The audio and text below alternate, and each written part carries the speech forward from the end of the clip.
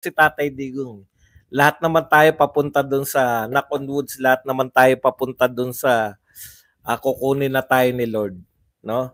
Pero last chance, nakahabol pa po for greatness si Tatay Digong kasi marami sa atin ang tinitignan lang yung ngayon, eh, no? Pero hindi kaya makita rin natin, dapat din natin tignan na yung mga dakilang taong nauna kay Tatay Digong katulad ni Mohandas no?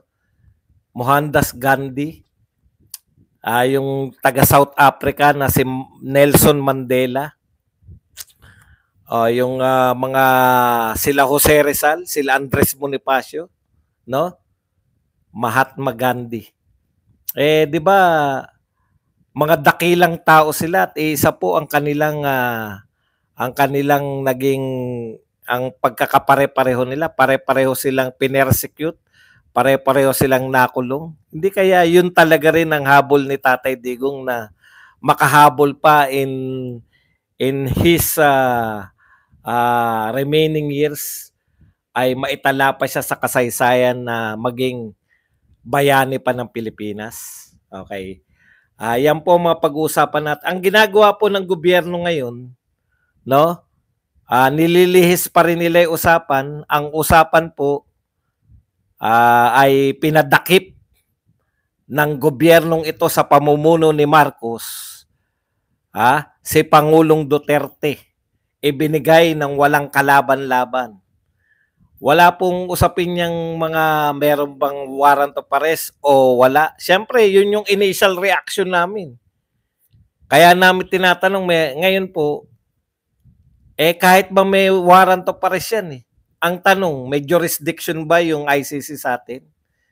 Ngayon ba, papakawalan pa rin na nila si Tatay Digong? Hindi na nila pakakawalan yan. Dahil hiyang-hiya na po yung ICC. Wala pa po sa ayan po mga pag-uusapan natin, pero bago yan, kung bago ka pa lang dito sa ating channel, mag-subscribe ka na. Dahil ito lang ang tayong channel na may kinikilingan, may pinapanigan, una sa balita, huli sa impormasyon, kaya ano pang hinihintay nyo? Pindot na, okay. Nagmarka sa akin yung tanong netong isa no? Basahin ko lang. Boss Badong, talo na ba tayo kay BBM? Talo na ba tayo ni BBM? Alam niyo po yung tatay niya, diktador. Nag-declare ng martial law. For 20 plus years, pinamunuan ng tatay niya. Pinamunuan ng tatay ni Bongbong Marcos ang Pilipinas with iron hand. Lahat ng kumukontra is either nakukulong o nawawala. Kasaysayan na po yan. Hindi nyo pwedeng burahin, hindi nyo pwedeng baguhin, no? Maraming human rights violations nung panahon na yan. Pero yung mga tao po, akala nila wala nang katapusan. Akala nila hindi na matatapos yung panunungkulan ng tatay ni Bongbong Marcos. Pero katulad nga ng sinasabi natin, lahat ng bagay may katapusan. Natapos po. Yung mga inabot po yung martial law, yung mga produkto po ng human rights violations ng martial law. Natapos din po, no? Maaring madelay lang. Ang history, matagal po siyang magtama. Ang history hindi po kagyat, kaya nga history. Ang paniningil po ng kasaysayan ay hindi po kagyat. Matagal po yan at malalim po ang epekto. Sa totoo lang po, siningil na tong mga Marcos ng kasaysayan minsan. Pero manggagamit Mga mangga talaga Duterte ang nagligtas sa kanila mula po sa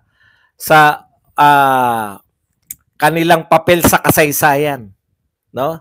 Pinabango ng pangalang Marcos ng mga Duterte ang pangalang Marcos dahil winasak ang kaipokritohan ng mga dilawan. Yan po ang naganap, no? At dahil ipokrito na nalantad ng mga Duterte na ipokrito yung mga dilawan. Kahit hindi tayo umabot sa panahon ni Marcos o bata pa ang marami sa atin, kinunclude ng marami na etong dilawan talaga ang salot sa lipunan. In the first place, bakit sila naging salot? Kasi very valid yung mga inangal nila noon sa tatay ni Marcos. Human rights violations under martial law, etc., etc. Yan po. Mga buhay sila. Mga kinoryente ang back logs. Di ba? Sino ba yung opposition leader na si Colmenares yata? At sari-sari pa po. Alam niyo po, ang ICC hindi na po pakakawalan si Tatay Digong. Kung sa tingin po ninyo yung ICC po ay fair na korte, kailan pa po naging fair yung mga Europeans? Tandaan niyo po yung history ng mga yan. Yan po ang mga nanguha ng mga alipin. Yan pong mga Europeans, baka nakakalimutan nyo, baka akala nyo ang babait po nila. Ang history po ng Europe ay history ng pananalasa, pananakop, pagpatay, paninikil ng mga karapatan, pagnanakaw ng lupain, pagnanakaw ng kayamanan. Yan po ang kasaysayan ng Europa. Huwag kayong magkakamali na isipin na sila ay fair. Ang mga Europeans ang nagpauso ng lahat ng mga kasakaman sa mundo. Kung may mga taong sakim, yan po yung mga European. Akala nyo ba yung the Netherlands na yan? Parte po yan. Yung mga Netherlands na yan, kung titignan nyo po ng kasaysayan, sila po ang mga kauna-unahang mga imperyo na nang alipin ng mga lahat ng buong mundo. Kaya wag po kayong, akala nyo ba, fairness? Ha? Fair sila? Diyos ko, mahabagin. Ano pa lang kayo ng history. Kinakalkal nyo pa lang ay balat pa lang ng kasaysayan. Yung pagtatago ng mga yan sa kasaysayan, hindi po maitatama yan. Libo-libong taon na. Sila ang mga nananalasa, lahat ng manaisip ninyo na kasamaan ng tao laban sa isang tao, ginawa ng mga Europeans na yan. Kaya sasabihin nyo, makakabalik pa ba si Tatay Digong? Iaalaw ba ng mga Europeans na magmukha silang tanga? Aamin sila na sila'y mali sa pagpapadakip kay Tatay Digong? Hindi ganyan kahit kailan ng mga Europeans. They may appear malinis dahil sila'y puti. Mukha silang mga malilinis, pero yung mga budhi ng mga yan, wala pa po yan. Saka, wala pa po yung itong kasaysayan natin na to. From 1900s na nabuhay tayo, wala pa po yan sa libo-libong taon ng pananalasa ng mga yan. Hindi po butihing mga ano yan. Mga European lords. Baka akala nyo. No? Ako po nagsasabi sa inyo. Matagal na silang, ang akala nila sa mundo, sila ang Panginoon.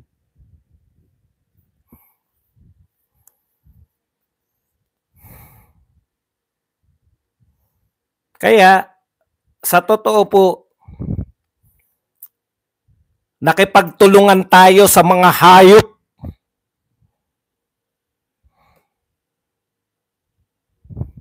Kala nyo ba katarungan ang gusto niyan? Hindi. Gusto nilang ipaalala sa mundo na sila ang hari ng mundo. Yung kagustuhan nila ang masusunod. Pag sinabi nilang inaalaw namin ng mga adik sa buong mundo, susunod dapat ang buong mundo. Kaya galit na galit sila kay Duterte. Kasi lumaban si Duterte sa nag-conduct siya ng war on drugs. May narinig ba kayo sa Europe na pinagbawal nila yung droga? Punta kayo sa Europe, dyan nyo po makikita ang droga. No? Paano magiging fair kay Tatay Digong kung siya po, Lovely Shibukawa, pangkape mo, pauwiin Tatay Digong, impeach bangag. Okay, pupunta po tayo riyan. Maraming salamat, Lovely Shibukawa, sa pakape. Hindi nyo po kilala yung mga Europeans. Kung gaano kasutil yung mga yan. Sa tingin nyo, susuko sa Pilipinas yan.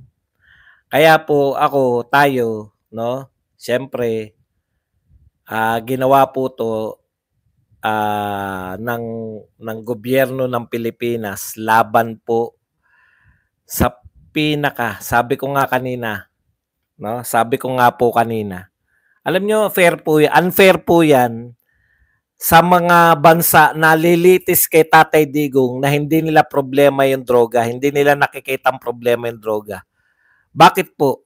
Kasi sila, sinusuplayan nila ng droga yung mga kanilang mga mamamayang adik. Bakit? O, para doon na lang sila sa parke, doon na lang. Sinusuplayan na lang nila.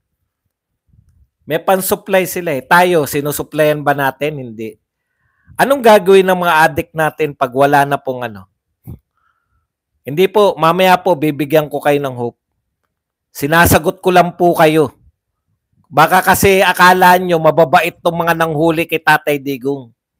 In the first place, bakit sila makikialam sa ibang bansa kung wala po sila, kung sila po ay mabubuting tao? Di nyo po ba naisip yun? Tayo po ba pinakikialaman natin sila sa kanilang ginagawa? Tayo po ba siningil na natin yung mga Europeans? Ang mundo ba siningil na yung Europeans sa pang-alipin nila? Hindi po. Kulang po kayo. May balik po yan. Ang sinagot ko lang po, anong uri ng mga tao tong kinakausap po natin? Alam mo, Bebang, hindi na to diversion. Mas malaki na to kaysa sa sinasabi mong issue. Issue na to ng soberanya. No? Yang sinasabi nyo, issue yan ng mga pagnanakaw. No? Ito po, issue po to ng soberanya. Okay. Iisa-isahin po natin yan, pati po yung kay Bato. Ngayon, napakita ko po sa inyo yung Europeans. Hindi po yan mga makatao na katulad na kanilang pinagsasabi. Ha? Hindi po yan mga makatao. Ni-real talk ko lang po kayo. Ngayon, ano po ang gagawin natin? Siyempre, gumagawa na po ng hakbang yung mga attorney. Yung mag-amang attorney Panelo sa pamamagitan po, inaabogado nila si Katie Duterte. Nagsampa na po ng habeas corpus para makabalik po si Pangulong Duterte dito sa bayan natin. Yan po ang gagawin natin, legal sa legal. Ang ating pong pag-asa diyan, maipakita natin sa mundo na yung ginawa ng ating mga gobyerno ay mali mula mismo sa rules ng ICC. ICC rules po ang nilalabag nila. Bakit po? Pag hinuli mo, may warrant of arrest, hinuli mo yung tao, ang dapat unang iharap yung tao na hinuli ng ICC sa local court. Okay. Dahil po sa local court, titignan po na yung pagdakip o yung iba pang procedure na gagawin sa huhulihin ng ICC ay naaayon din sa batas natin. Dahil ang ICC ay hindi po pwedeng mas makapangyarihan pa sa batas ng Pilipinas. Titignan nyo po, wag po kayo, kulang po kayo. Dahan-dahan lang po. Kinakailangan lang po nating isa-isahin. Okay. Yung ICC Rome Statute ang nagsasabi na pag, eto sa kaso po ni Pangulong Duterte, ngayon lang naman po tayo nagkaroon ng kinasuhan sa ICC. Kung may warrant of arrest, iharap yan sa local court. Tanong, hinarap ba yan sa local court? Hindi. So kung yung ICC, kung Ang ICC, kinikilala nila mismo yung kanilang sariling patakaran, yung kanilang sariling anong tawag dito? Batas, no? Procedure, yun. Yung kanilang sariling procedure. Dapat mabalik sa local court si Tatay Digong, di ba? At magmula doon magpapasya, kikilalanin ng local court natin kung tama ba, naaayon ba sa batas natin yung isinisilbing warrant of arrest at si Tatay Digong po ba ay karapat dapat dakpin ayon dito sa warrant of arrest ng ICC. Okay.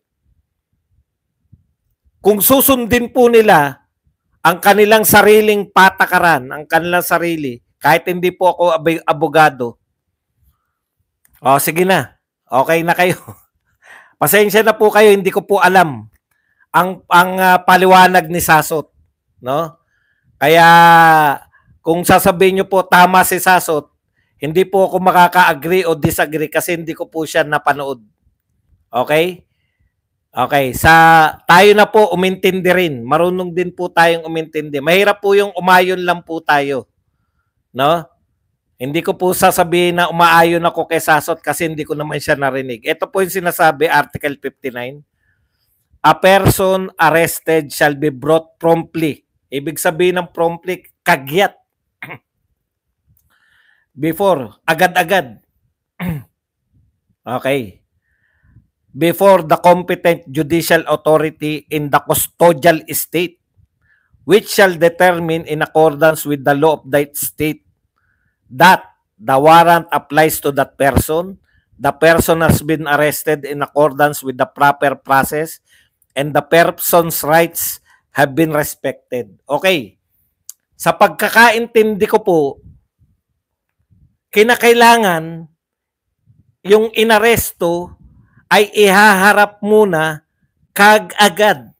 Pagka-aresto, iharap mo sa local court. Ngayon, tanong, naharap ba si Tatay Digong sa local court? Hindi po. No?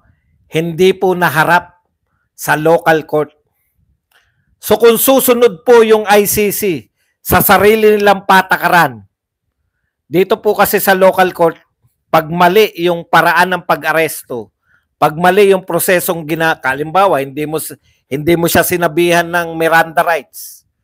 Yung ikaw ay may karapatang manahimik dahil ang yung pagsasalita ay gagamitin laban sa iyo, may karapatang kang kumuha ng abogado, kung wala kang kakayahan, magbibigay ang estado. Miranda rights, di ba? Pag hindi ka sinabihan yan, diniretso ka, binatukan ka. Ayan po. So, ibig sabihin, kung susunod po ang ICC, so depende po sa kanila yan. Kinakailangan po nila sundin yung sarili nilang procedure. Pag hindi po sila sumunod, wala talaga tayong aasahan na katarungan dyan. Okay. Ikalawa, paano po natin mababawian?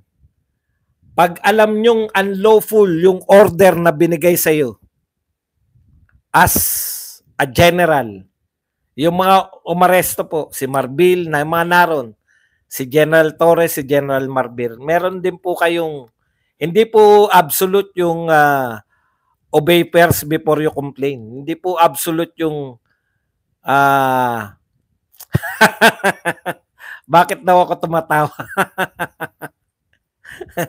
Alam niyo po, kung ayaw niyo pong tumatawa yung mga vlogger, wag po kayo dito.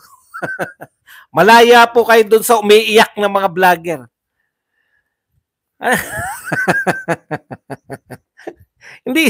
Hindi ko maintindihan eh. Kung ano po kasalanan ko kung ako po, pagka ba tumawa ko, wala nang silbi yung mga sinasabi ko. Grabe naman kayo. Natatawa ako sa sitwasyon. Natatawa ako kasi kung nilabag nila yung sarili nilang rules, wala tayong magagawa eh. Ngayon, ang lupit nyo po. No, pati yung pagtawa ko.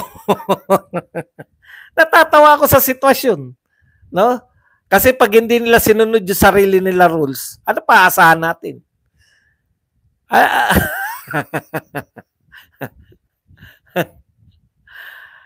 Hindi ko po alam kung ano yung mga bangkeya, hindi ko na po kayo intindihin. Okay.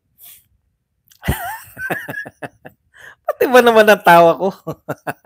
Alam niyo po kung bakit ako po tumatawa? Ano po ako eh, smiling puwet. Ngayon lang ako, pati pagtawa mo ba dong, putya, kasalanan niya sa mga tao. Bakit ka tumatawa?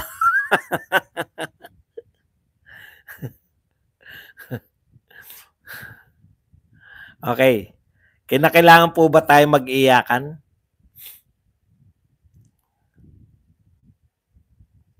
Okay, punta na po tayo rito sa mga usapin pa, no? Yun po yung sinasabi ko. Si Torre, si Marbil, at iba pang mga nagpatupad ng hindi po pwede na ang ikakatwiran nyo pag mali ang ginawa. Halimbawa po, tama po yung mga nagsabi na mali yung ginawa nila. Teka, naguluhan na ako. Yung procedure po na hindi iniharap si Pangulong Duterte sa sarili nating korte ay sinabi ng Supreme Court na mali.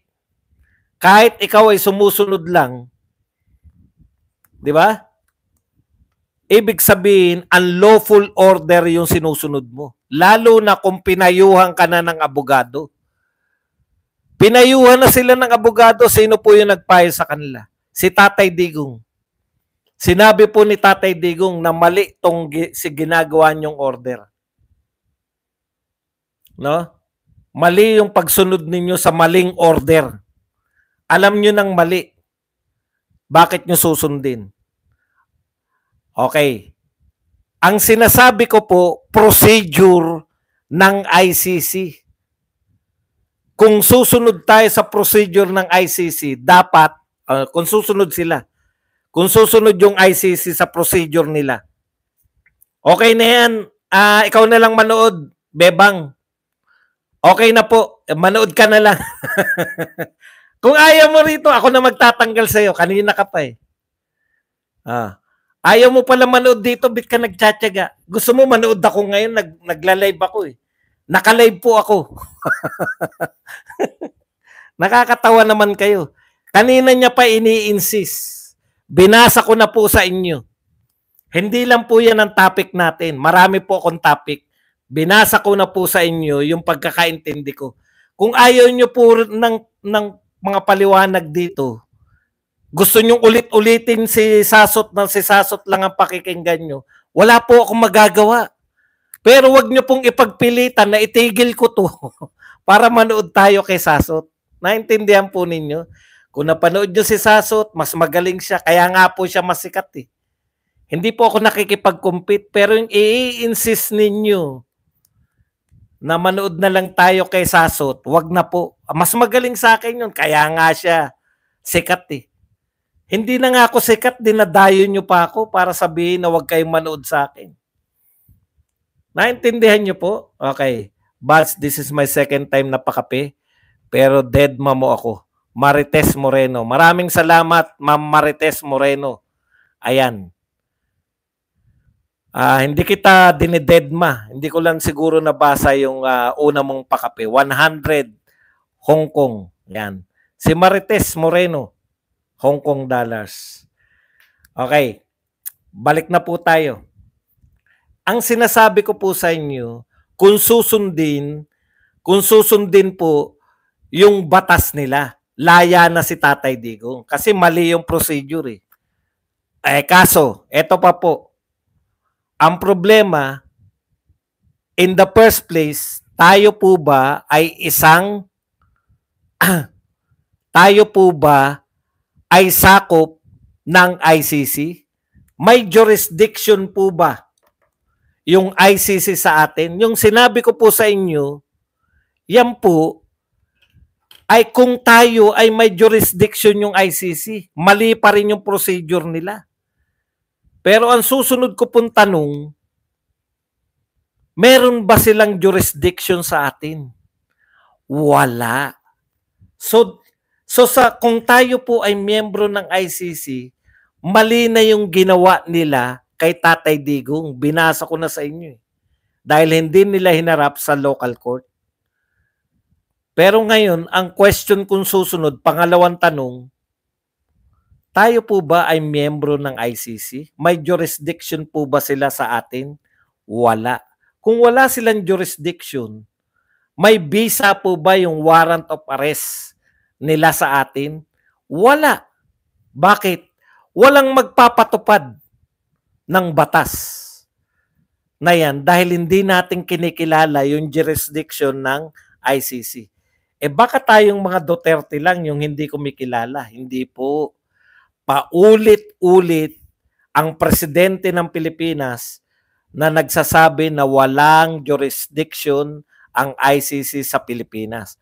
Paulit-ulit ang presidente ng Pilipinas na nagsasabi na bukod sa walang jurisdiction ang ICC sa Pilipinas, hindi tayo makikipagtulungan sa ICC. And the rest is history. Pinaaresto sa utos ng ICC. Ngayon, Badong, hindi naman ICC ang sinunod, Interpol. What is Interpol? Ang Interpol po ba ay may kakayahang mag-issue ng warrant of arrest? Pulis lang po sila. Susunod lang po sila sa ipinag-uutos ng korte. Interpol, sila po ay hindi po sakop din ng ICC, pero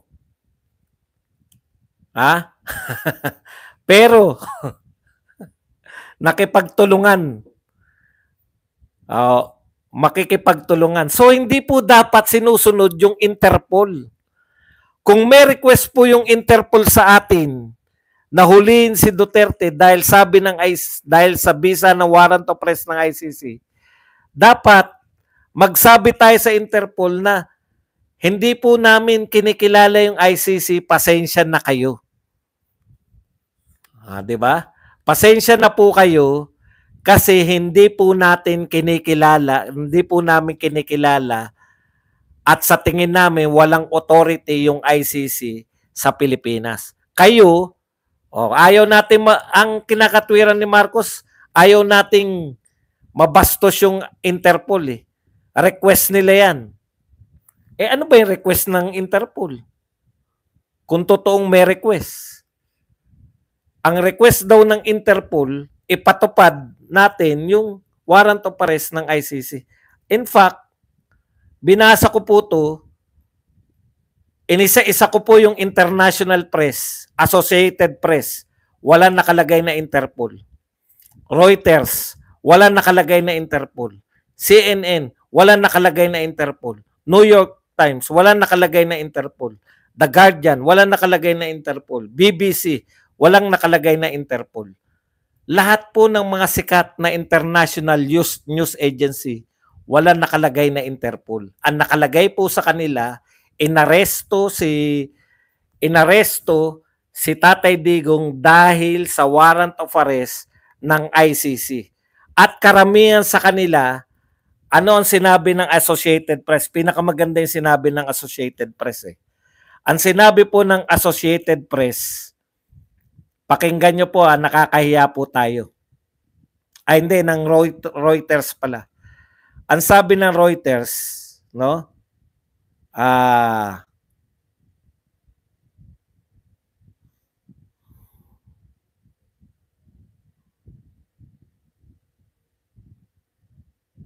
The outlet noted, yung Reuters daw noted, the arrest rarity. No? Hindi raw po ang pag-aresto daw po ay kay Duterte ay kakaiba. Bihira, wala pa pong nangyayaring ganito. No? Ngayon pa lang naganap. Very rare. Wala pa pong nagaganap. Alam niyo yung ibig sabihin? British na po to. Wala pa kaming narinig. Nagtataka international press. Si Putin, nag-issue yung ICC ng warrant of arrest, hindi nakulong si Putin. Hindi nahuli si Putin. Bakit po? Bakit po hindi napahuli si Putin? Dahil ang Russia ay hindi miyembro ng ICC. Si Benjamin Netanyahu, mayroon pong warrant of arrest. Meron pong warrant of arrest. Hindi napahuli si Netanyahu. Bakit po? Hindi miyembro ng ICC ang Israel. Diba? Si President Duterte, mayroon po siyang warrant of arrest sa ICC. Hindi pa po lumalabas yung warrant of arrest ng ICC. Nagtaka daw yung marami. Naaresto na. Alam niyo po, kaya raw naaresto, no? Mainit na mainit pa raw. Wala pa po, hindi pa nilalabas ng ICC yung kanyang warrant of arrest. Pero may warrant of arrest na. Regardless. Takan-taka sila. Paano nangyari na ang Pilipinas ay hindi rin miyembro ng warrant of arrest, ng ICC? Bakit naparesto? Alam niyo po, dahil ang katwiran ng lahat ng binanggit ko, dahil sa pakikipagtulungan ni Marcos. Alam niyo pa kung ano? Dahil si Marcos at si Duterte ay magkalaban sa politika. Nakakahiya. Dahil lang sa politika, kayang ipagkanulo yung isang mamamayan niya kahit hindi tayo miyembro ng ICC. Lahat sila nagsabi.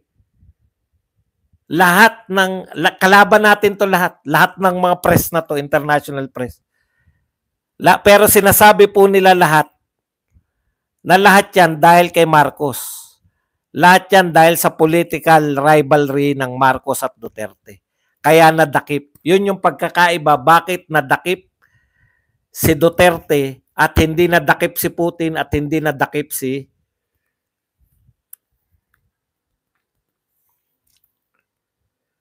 Benjamin Netanyahu. Tayo po ba ay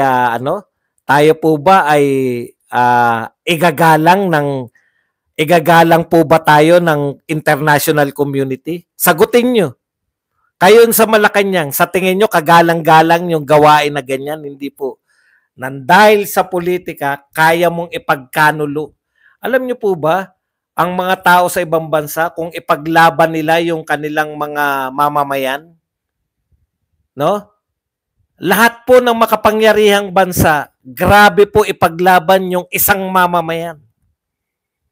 Ito pong tanging bansa na to, na ipagkakanulo yung mamamayan niya alang-alang sa request ng ibang lahi. Kahit na paulit-ulit na sinasabi, ito po sa totoo lang, paulit-ulit na sinasabi ni BBM. Paulit-ulit na sinasabi ni BBM na walang jurisdiction at hindi niya kinikilala at hindi nakikipagtulungan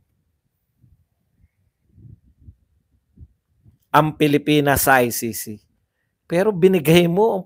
Wala naman po sinabi rito na through the request of Interpol, etc. Wala po. Sa Pilipinas lang po. Lahat ng balita sa international, alam po nila, may ICC, warrant of arrest, pinatupad ni Marcos, si Marcos pa mismong umaresto. Lahat yan, basahin nyo po. Yung mga binanggit ko, Associated Press, Reuters, CNN, The New York Times. Pero karamihan ng mga to, natutuwa sila na nadakip si Duterte. Wala kaming pakialam sa inyong lahat. Wala kaming pakialam sa inyong lahat. Ang pakialam namin, kami ba ay nakinabang sa ginawa ni Tatay Digong? Punta na po tayo sa si Bato. Lumantad si Bato, sabi niya hindi raw siya nagtatago. Ako payo ko lang sa Bato, hindi kita papayuhan kasi General ka, mas matalino ka sa akin. Magbibigay ako ng halimbawa sa iyo. Si Ping Lacson, dahil kalaban niya, yung nagkaso sa kanya at nagpapahuli sa kanya, kalaban niya sa politika. Nagtago siya ngayon, isang matatag na politiko, naging senador pa ulit. Sinasabi ko lang sa iba to ang katotohanan, ha? Ha? Si Gringo Himasan, talagang ano yan, kilalang kilala, matapang na tao. No? Matapang na tao po yan, Senator Bato. Pero nagtago po yan dahil alam niya yung naghahunting sa kanya ay kalaban niya. Tapos po, nung tapos na yung panunungkulan ng mga kalaban niya sa politika, lumantad, naging senador pa. Hindi po karuwagan, Senator Bato. Nakita niyo na nga yung ginawa kay Duterte. Nakita niyo na nga yung ginawa kay Tatay Digong. Hindi po ba? Hindi po karuwagan yan. Kung hindi muna kayo, kita niyo si Rocky. Oh, baka magalit na naman yung mga pag tumatawa ko. Alam niyo yung mga galit na tumatawa ko, mga BBM supporter yan. Hindi po karuwagan, Senator Bato. Yung hindi ka lumantad. Kasi wala ka namang maaasang katwi. Si Tatay Digong nga eh. Nagawa nila kay Tatay Digong yun. Abogado, magaling na abogado, maraming nakakita, maraming kinikilala ng buong mundo. Ikaw pa, ikaw pa hindi gawin sa'yo.